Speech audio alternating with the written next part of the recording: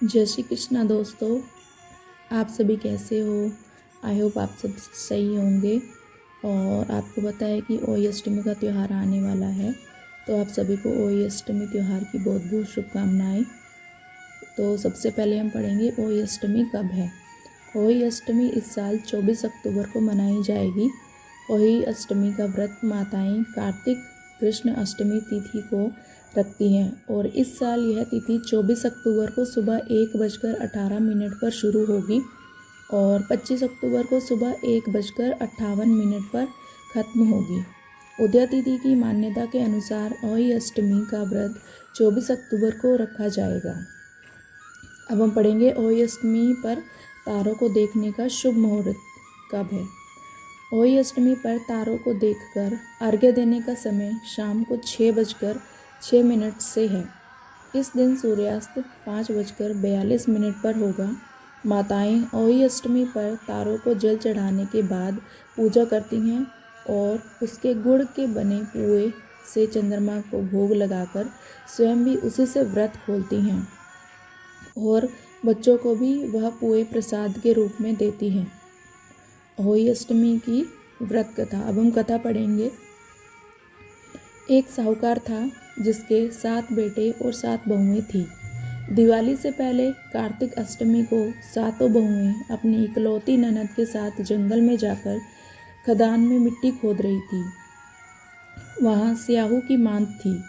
मिट्टी खोदते समय ननद के हाथ से स्याहू का बच्चा मर गया। इससे स्याहू माता बहुत नाराज हो गई और बोली, मैं तेरी कोख बांधूंगी। तब ननद अपनी 7 भाभियों से बोली, तुम में से कोई अपनी कोख बंधवा लो। सभी भाभियों ने अपनी कोख बंधवाने से इनकार कर दिया, परंतु छोटी भाभी सोचने लगी कि अगर मैंने अपनी कोख नहीं बंधवाई तो सासू जी नाराज होंगी। यह सोचकर ननद के बदले में छोटी भाभी ने अपनी कोख बंधवा ली। अब इसके बाद उसको जो बच्चा होता वह 7 दिन का होकर मर जाता। एक दिन पंडित को बुलाकर पूछा, मेरी संतान 7वें दिन क्यों मर जाती है? तब पंडित ने कहा, तुम सुरही गाय की सेवा करो। सुरही गाय स्याहू माता की भाईली है, वह तेरी कोख खुलवा देगी, तब तेरा बच्चा जिएगा। अब वह बहुत जल्दी उठकर चुपचाप सुरही गाय के नीचे साफ सफाई कर आती। सुरही गाय ने सोचा, रोज उठकर कौन मेरी सेवा कर रहा है, सो आज देखूंगी। गौ माता खूब सवेरे उठी, देखती है कि साहूकार के बेटे की बहू उसके नीचे साफ सफाई कर रही है। गौ माता उससे बोली, क्या मांगती है? साहूकार की बहू बोली, स्याहू माता तुम्हारी बायली है और उसने मेरी कोख बांध रखी है, सो मेरी कोख खुलवा दो। गौ माता ने कहा, अच्छा ठीक है। अब तो गौ माता समुद्र पार साहूकार की बहू को अपनी भाईली के पास लेकर चल पड़ी। रास्ते में कड़ी धूप थी, सो वह दोनों एक पेड़ के नीचे बैठ गईं। थोड़ी देर में एक सांप आया। उसी पेड़ पर गरुड़ पंखनी का एक बच्चा था। सांप उसको डसने लगा। तब साहूकार की बहू ने सांप मारकर ढाल के नीचे दबा दिया और बच्चे को बचा लिया। थोड़ी देर में गरुड़ पंखनी आई तो यहाँ खून देखकर साहूकार की बहू को चोंच मारने लगी। तब साहूकार की बहू बोली, मैंने तेरे बच्चे को नहीं मारा, बल्कि सांप तेरे बच्चे के करीब आया था, मैंने तो उससे तेरे बच्चे की रक्षा की है। यह सुनकर गरुड़ पंखनी बोली, मांग तू क्या मांगती है? वह बोली, 7 समुद्र पार स्याहू माता रहती है, हमें तू उसके पास पहुँचा दे। तब गरुड़ पंखनी ने दोनों को अपनी पीठ पर बैठाकर स्याहू माता के पास पहुंचा दिया। स्याहू माता उनको देखकर बोली, आ बहन, बहुत दिनों में आई है। फिर कहने लगी, बहन मेरे सिर में जुएं पड़ गई हैं। तब सुरही के कहने पर साहूकार की बहू ने उसकी सारी जुएं निकाल दी। इस पर स्याहू माता प्रसन्न होकर बोली, तूने मेरे सिर में बहुत सलाई घेरी है, इसलिए तेरे 7 बेटे और 7 बहू होंगी। वह बोली, मेरे तो एक भी बेटा नहीं है, 7 बेटे कहाँ से होंगे? स्याहू माता बोली, वचन दिया है। तब साहूकार की बहू बोली, मेरी कोख तो तुम्हारे पास बंद पड़ी है। यह सुन स्याहू माता बोली, तूने मुझे ठग लिया, जा तेरे घर पर तुझे 7 बहुएं मिलेंगी। तू जाकर उजमन करियो, 7 अहोई बनाकर 7 कढ़ाई करियो।